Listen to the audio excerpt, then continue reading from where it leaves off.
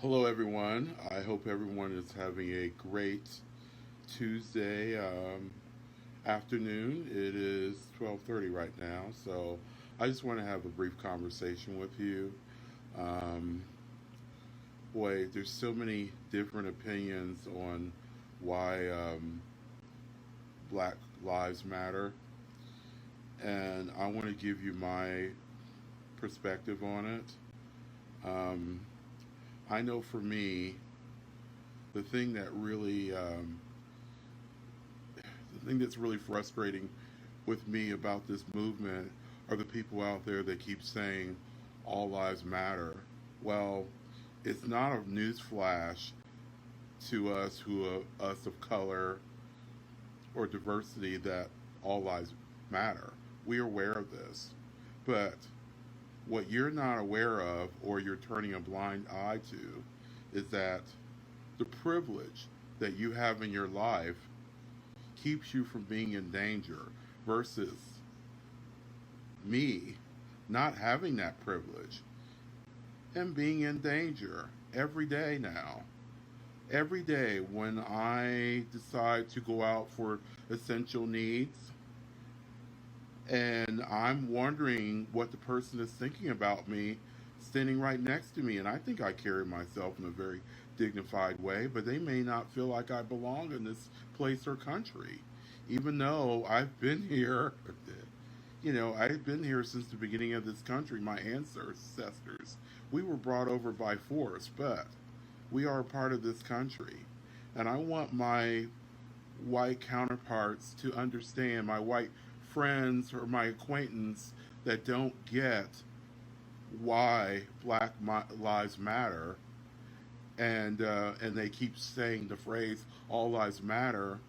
We understand. We believe that all lives matter, but unlike you, we have a daily fear of danger.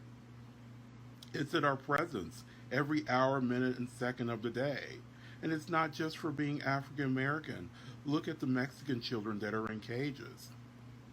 The fact that people are saying all lives matter, but they're turning a blind eye to all this danger that we're being put in. You're seeing the videos, you're seeing it in real time. It is not fake news.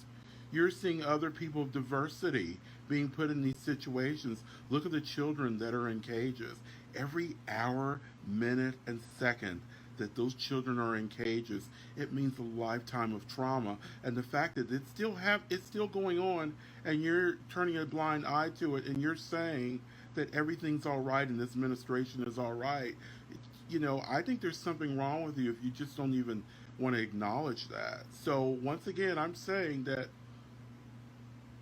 the reason that Black Lives Matter, you have to take in the danger factor, the fact that if if I were Caucasian and I would go and protest, and I've seen these videos of some of our Caucasian Americans, protesting, getting right up to an officer's face, screaming in his face about getting a haircut or things opening up, and the officers are standing there just looking at them, holding them back, but not showing any type of violence towards them. And I think if I did something like that, I would either be intensive care or dead.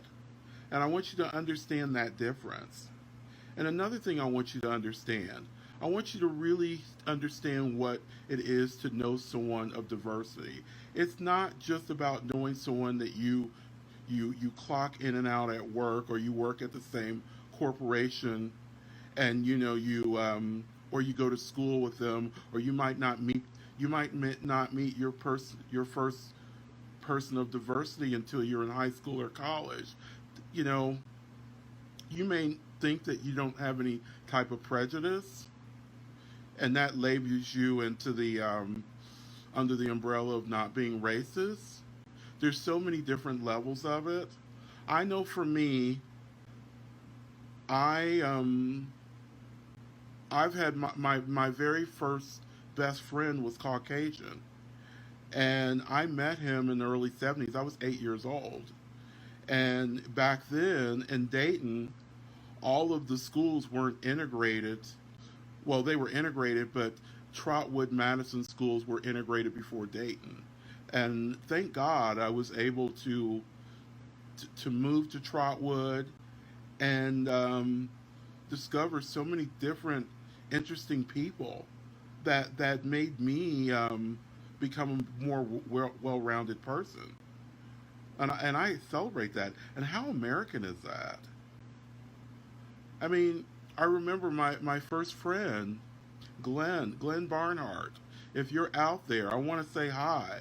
I haven't seen you over 45 years, but I would like to say hi to you. It was so cool. He was in my homeroom. I would go over to his home. He lived right down the street from me. There was a horse on this property. We would ride his horse. We would play games. We'd ride on he had an inner tube um, tied to a large tree, and we just had so much fun. And we were just kids. When you're kids, you don't see differences. You just want to have fun and have people like you and discover life. And it was so cool. And the odd thing is that I have my siblings, and we are all people of color, but the one thing they couldn't relate to was my LGBT difference, and I knew that back then. And when I met Glenn, we were both two oddballs, but we were alike because we were oddballs. And it was so cool because you feel less alone when you have a kinship with someone. And the biggest gift that I got from that is I got to learn that at 8 years old. And I've seen other people that they in my life or by afar, and they've met people in high school and college, and it's their first connection with diversity. It's not the same. You don't go out to dinner with them, you don't call them on the phone. It's like you clock in, you clock out of work, and you're like, well, I'm not prejudiced because I had that experience. Well, it's a lot more deeper than that.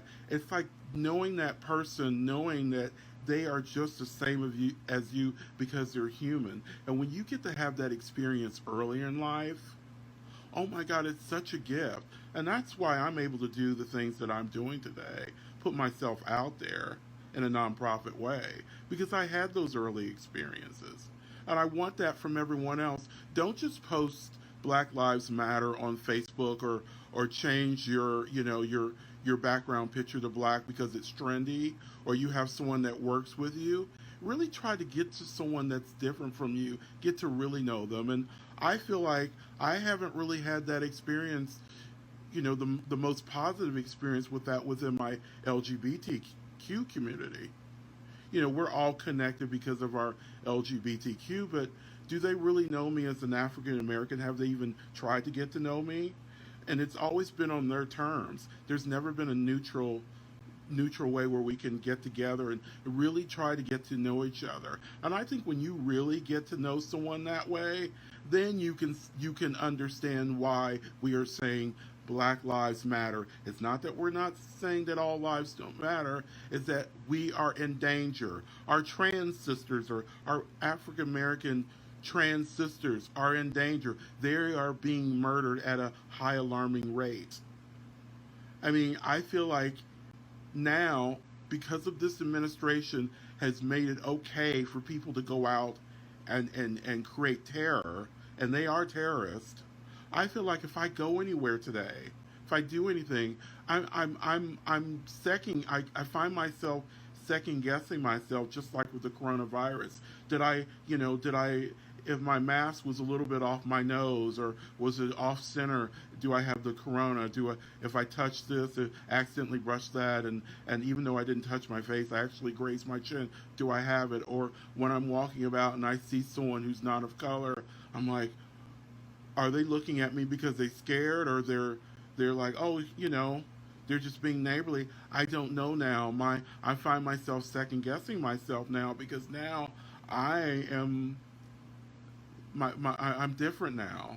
I look at people different, and I'm wondering, you always feel rejected because you're different, and now this is magnified. So I want you to understand that, and just try a little more to walk in our shoes. I got to do it when I was 8 years old. It's never too late to do that. So don't just post things because it's trendy, and even if you do understand take it to a deeper level.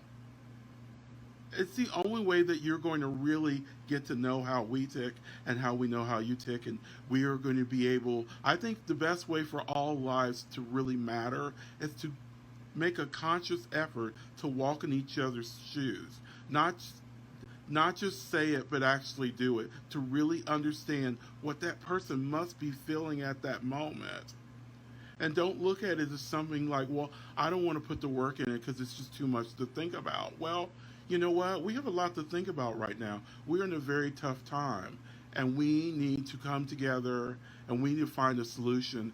And I think the best way to get to that solution is walking in each other's shoes.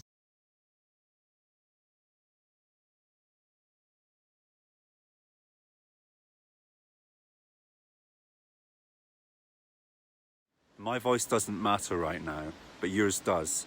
If you're part of the BAME community, the Give 'em Hope campaign want to hear from you.